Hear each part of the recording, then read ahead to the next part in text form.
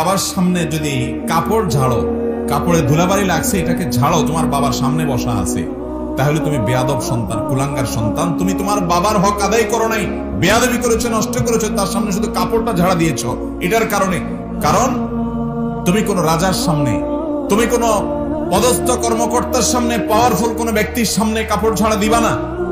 তোমার বিবেকে বাঁধবে, দুনিয়ার যত বড় নেতা, যত বড় ব্যক্তি হোক, যত বড় আলেম হোক, যত বড় হুজুর হোক, যত বড় শেখ হোক, যত বড় আল্লাহর নেককার বান্দা হোক, যত বড় ইমাম খতিব হোক, হারামের ইমাম হোক, তোমার কাছে তোমার মা বাবার চাইতে বেশি শ্রদ্ধা পাওয়ার উপযুক্ত আল্লাহর জমিনে আর কেউ নাই। আবু হুরায়রা রাদিয়াল্লাহু তাআলা আনহু, তিনি এক ব্যক্তিকে দেখতে পাচ্ছেন যে সেই লোকটা আরেকজনের সাথে হেঁটে আসছে। তিনি থামায় বললেন যে তোমাদের একজনের সাথে আরেকজনের কি সম্পর্ক, অর্থাৎ তোমরা কি কেউ কারো কিছু হও কিনা। তার সন্দেহ হলো। তখন ছেলে বলল যে উনি আমার বাবা।